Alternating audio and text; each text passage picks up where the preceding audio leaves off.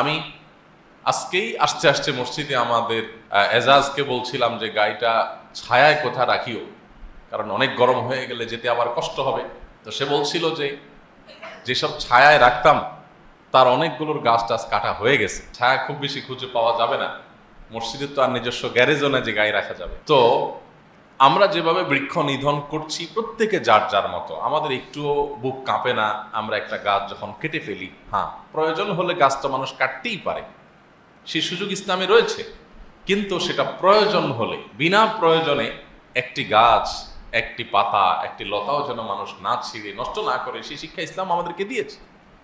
দুঃখজনক যে আমরা এখন ইবাদত সর্বস্ব মুসলিম যতটা, আমাদের দৈনন্দিন জীবনে যে সমস্ত দায়িত্বশীলতার জায়গা আছে, যে সমস্ত মানবিকতা প্রকাশ করবার জায়গা আছে, সেই জায়গাগুলোতে আমরা নিজেদেরকে মুসলমানিত্বের পরিচয় ম্যাক্সিমাম মুসলমানরা এখনো দিতে পারিনি, যার করুণ পরিণতি আজকে আমরা বাংলাদেশে প্রত্যক্ষ করছি। আমাদের পরবর্তী বংশধরদের জন্য কি অপেক্ষা করছে সেটা একমাত্র আল্লাহ ভালো জানেন।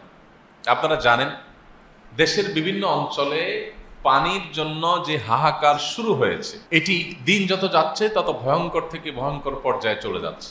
আমি নিজে উত্তরবঙ্গের বেশ কয়েকটি জায়গায় সফর করার সৌভাগ্য আমার হয়েছে, দেখার সুযোগ হয়েছে। সেখানকার কিছু করুণ দৃশ্য আমাকে দেখতে হয়েছে। তার মধ্যে একটা হলো ঠাকুরগাঁয়ে আমি নিজের চোখে দেখেছি বহু টিউবওয়েল পড়ে আছে, হাহাকার করছে, কোনো টিউবওয়েলে পানি নাই, পানি উঠছে না। এবং আমরা আসুন্নাহ ফাউন্ডেশন থেকে আমরা নলকূপ স্থাপন করার যে একটা কার্যক্রম আমাদের আছে, সাদকা জারিয়া কার্যক্রম হিসাবে, এই নলকূপগুলো বসানোর ব্যাপারে আমরা এখন নতুন করে ভাবছি। আদৌ নলকূপ বসিয়ে কাজের কাজ সব এলাকায় হবে কিনা, কোথায় হবে কোথায় হবে না। না হলে টাকা পয়সা খরচ করে আমি একটা নলকূপ দেব, কদিন পরে সেটা মরুভূমির মতো হাহাকার করতে থাকবে, পানির লেয়ার নিচে চলে গেছে, পানি নাই, চাপছে মানুষ, চাপকল চাপ করে পানি আসছে না। একটি দুটি নয়, আমি অগণিত এরকম চাপকল দেখেছি যে মাইলকে মাইল এরিয়া পর্যন্ত, শহর তো বটে, গ্রামের ভেতরে আমি দেখেছি পানি নাই, চাপকলে পানি উঠছে না।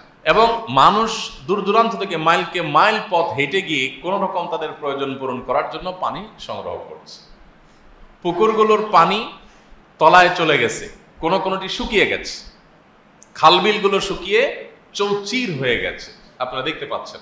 এবং সাতক্ষীরাতে আপনারা অনেক ইতিমধ্যে দেখেছেন, বিভিন্ন জাতীয় দৈনিক এবং গণমাধ্যম নিউজ করেছে যে একটি গ্রামে বহু সংখ্যক মানুষ ক্যান্সারে আক্রান্ত হয়ে মারা গেছেন শুধুমাত্র পানির সংকটের কারণে। তারা বৃষ্টির পানি ধারণ করবার জন্য যে পদ্ধতি অবলম্বন করেছে, গবেষণায় প্রমাণ হয়েছে, সেখান থেকেই ক্যান্সারের উৎপত্তি, এবং সেটির কারণে গোটা গ্রাম মরে সাফার উপক্রম। তবে আলহামদুলিল্লাহ আমরা আসুন্নাহ ফাউন্ডেশন থেকে ওই গ্রামের মানুষদের জন্য একটা বড় ধরনের ওয়াটার প্ল্যান্টের ব্যবস্থা ইতিমধ্যে আমরা নেওয়ার কার্যক্রম হাতে নিয়েছি। সেখানে আমরা হয়তো $500,000 বা $1 মিলিয়নের কাছাকাছি টাকা খরচ করে সেখানে আমরা একটা প্ল্যান্ট স্থাপন করব, যাতে পুরো গ্রামের মানুষের বিশুদ্ধ এবং স্বাস্থ্যকর পানির, সুপেয় পানির ব্যবস্থা হয়। এটা আমরা আমাদের প্রতিষ্ঠান থেকে করবো ইনশাআল্লাহ। ইতিমধ্যে কার্যক্রম আমরা শুরু করে দিয়েছি।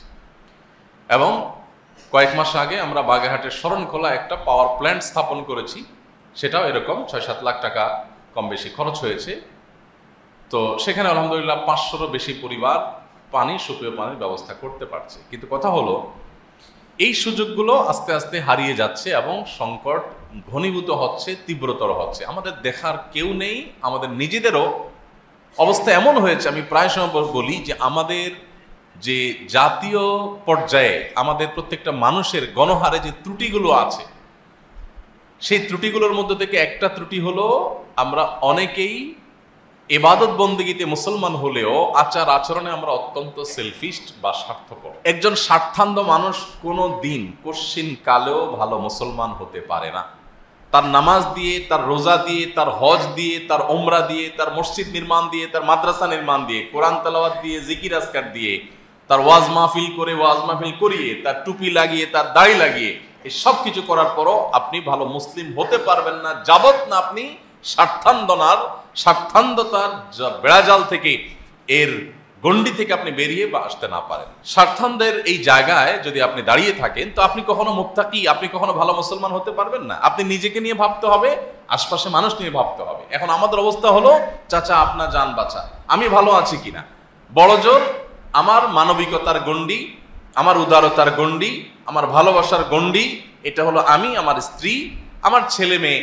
খুব বেশি উদার মানুষ হলে একটু ভাই বোনকে নিয়ে চিন্তা করে, জাস্ট এটুকু, শেষ। কেউ কেউ শ্বশুর বাড়িকে হয়তো গণ্ডিতে রাখেন, ফিনিশ। আর বাকি কে বাঁচলো, কে মরলো, কে ধ্বংস হলো, দেখার কেউ নেই। অথচ দিন শেষে আমি এই স্বার্থান্তের এই যে বেড়াজাল, এই জায়গায় থাকার কারণে, আশপাশকে নিয়ে না ভাবার কারণে, সমাজ এবং দেশকে নিয়ে না ভাবার কারণে, সবাইকে নিয়ে না ভাবার কারণে এর করুণ পরিণতি আমাকে এবং আমার পরিবারের সদস্যদেরকেও বরণ করতে হবে, টুডে অর টুমরো। এই জিনিসটা আমরা বেশি ভাবছি না।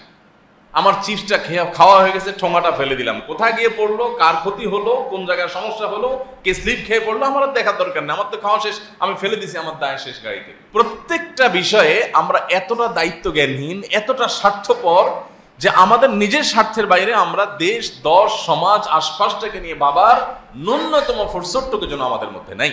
আপনারা বারবার শুনেছেন এই হাদিস, আমরা বারবার বলার চেষ্টা করেছি। নবী করিম সাল্লাল্লাহু আলাইহি সাল্লাম বলেছেন, আহাব্বুন নাস ইলাল্লাহি আনফাউহুম লিন-নাস। মানুষের মধ্যে সবচাইতে আল্লাহর কাছে প্রিয় মানুষ সে, যে মানুষ যত বেশি মানুষের ব্যাপারে পরোপকারী হয়, নিজের ধান্দা শুধু করে না, যে আমার দ্বারা কার উপকার হতে পারে, কাকে আমি একটু উপকার করতে পারি, পৌঁছতে পারি, কোনো বিপদে সহায়তা করতে পারি, আমার কারণে কারোর কোনো অসুবিধা হচ্ছে কিনা, এই জিনিসটা যখন সবাই অ্যালার্ট হয়। আমি বিভিন্ন সময় আপনাদেরকে বলার চেষ্টা করি, আমি খুব গভীরভাবে লক্ষ্য করি যে কোনো জায়গায় যাই, যে আমাদের মেন্টালিটি, আমাদের আচরণ কেমন। অশিক্ষিত সাধারণ গরিব দুস্থ অসহায় মানুষরাই শুধুমাত্র নিজে চিন্তা করে তা না, বরং তথাকথিত সমাজের এলিট শ্রেণী মানুষগুলো আরো বেশি স্বার্থপর হয়ে থাকে। তাদের মধ্যে স্বার্থপরতার পরিমাণ আমি আরো বেশি লক্ষ্য করেছি। আমি দেখেছি যে আপনার 4 তারকা 3 তারকা মানের হসপিটালেও আমাদের স্বদেশী ভাইদের অনেকেই দেখেছি স্বভাব, যে আমি বেঁচে থাকি আশপাশ সব ধ্বংস হয়ে যায়, আচার আচরণ, কাজ কাম, ময়লাটা ফেলে দিলাম, কি হলো না হলো। আমি প্রায় সময় একটা উপমা আপনাদেরকে দিয়ে থাকি, যে বাসায় চিংড়ি মাছ আনছেন, চিংড়ি মাছ কোটাকাটি শেষ, বাসায় সেটা থাকছে, আগের দিন আনছেন, কোটাকাটি করছেন, এখন গন্ধ বাইরে। সামুদ্রিক মাছও এরকম গন্ধ বাইর হয়, একটু দুর্গন্ধ বেশি ছড়ায়। তো আপনার বাসা, আপনার কিচেনে ময়লার যে বিনটা আছে সেখানে আপনার দুর্গন্ধটা ছড়াচ্ছে, তো আপনি কি করলেন, পলিথিনটার মুখটা বেঁধে আপনার দরজার সামনে রেখে দিলেন। তাতে কি হলো, আপনি বেঁচে গেলেন, আপনার পরিবার বেঁচে গেলেন, গন্ধ আর আপনাদের কষ্ট দিচ্ছে না। কিন্তু গন্ধটা এখন কে পাচ্ছে, ওই সিঁড়ি ঘর দিয়ে যত মানুষ অতিক্রম করছে, উপর থেকে নিচে নামছে, প্রত্যেকে নাকে হাত দিয়ে দিয়ে নামছে, আপনার প্রতিবেশী দরজাটা খুলছে আর দুর্গন্ধ দিয়ে তাকে ওয়েলকাম করছে। ছোট্ট একটা ইস্যু, হয়তো আমরা চিন্তাও করি না। আপনি সকাল থেকে রাত পর্যন্ত যদি কাগজ আর কলম নিয়ে নোট করেন, আমি তো বিশ্বাস করি যে আপনি দিন শেষে 20-50টা আইটেম পাবেন যে আপনি মানুষকে অনবরত কষ্ট দিয়ে যাচ্ছেন, জুলুম করে যাচ্ছেন, মানুষের অধিকার নষ্ট করছেন, পরিবেশটাকে ধ্বংস করছেন, দূষিত করছেন। আপনি আবার গরমের তীব্রতায় হাঁপ ছেড়ে বলবেন, দেশটা কি হয়ে গেল, সব মানুষ অমানুষ হয়ে গেছে, কেউ একটু গাছ টাছ লাগায় না, কেউ একটু দেখে না। ভাইরা আমার, এই একটি কারণে আমি আমাদের সর্বস্তরের ভাই বোনদেরকে বলতে চাই, আমি নিজেকেও সবসময় বলি যে আসুন আমরা মানুষ হই, ভালো মানুষ হই, পরোপকারী হই, এবং আমাদের আশপাশটা নিয়ে আমরা একটু ভাবি। যদি না ভাবি, এটা আমার দিনদারিতার কমতি। আমরা ধর্মটাকে আর এই জাতীয় মানবিক দিকগুলোকে আমরা আলাদা করে দেখি। আমাদের ধর্ম তো কমপ্লিট, ইসলামে কোনো কিছুর অপূর্ণতা নেই। আপনাকে জাতিসংঘের কাছে গিয়ে কোনো কিছু ধার করতে হবে না, আপনাকে তথাকথিত মানবাধিকার সংস্থাগুলোর কাছে গিয়ে কোনো থিওরি, কোনো আইডিওলজি, কোনো স্লোগান, কোনো তাদের পদ্ধতি, কোনো তথ্য কোনো কিছু তাদের কাছে ধার করতে হবে না। আপনি ভালো মানুষ হওয়ার জন্য, একটি বাসযোগ্য পৃথিবী, বাসযোগ্য দেশ, বাসযোগ্য সমাজ গড়ে তোলার জন্য আপনাকে কারোর কাছে যেতে হবে না। আপনি ইসলামে ফিরে আসেন, ইসলামে সব কিছু আছে। আমরা যদি ইসলামটাকে ভালো করে বুঝি, তাহলে সমাজটা বসবাস যোগ্য হয়ে যাবে। আর না হলে এটা দিন থেকে দিন আরো ভয়ঙ্কর আকারে চলে যাবে। পানির জন্য যে হাহাকার শুরু হয়েছে, এটা কোন পর্যায়ে গিয়ে থামবে একমাত্র আল্লাহ তাআলা ভালো জানেন। বিভিন্ন হাদিস থেকে আমরা অবশ্য জানি কিয়ামতের আগে পানির জন্য হাহাকারের পরিমাণ বাড়বে এবং এত ভয়াবহ আকার ধারণ করবে যে পানির জন্য যুদ্ধ হবে। কারণ পানি দখল পুনর্দখলের ব্যাপার স্যাপার থাকবে। তো এরকম একটা পরিস্থিতিতে এই গরমের দাবদাহ, এটা থেকে উত্তরণের জন্য, এটা থেকে বেরিয়ে আসার জন্য আমাদের সুদূর প্রসারী পরিকল্পনার কোনো বিকল্প পথ খোলা নেই। আমাদেরকে একটি বিপ্লব করতে হবে। সেই বিপ্লবটা হলো বৃক্ষরোপণের বিপ্লব। সর্বস্তরে এমন কোনো মানুষ আমরা থাকবো না যে আমি নিজ উদ্যোগে এক বা একাধিক গাছ রোপণ করে সেটির পরিচর্যা করে সেটিকে বড় করে তোলা, এটা আমি করব। আমার সন্তানকে যেরকম আমি গড়ে তুলি, আমার পরিবারকে যেরকম আমি গড়ে তুলি, আমি কিছু গাছ এরকম লাগাবো, সেগুলো প্রাণ, এবং সে প্রাণগুলোকে আমি গড়ে তোলার চেষ্টা করব।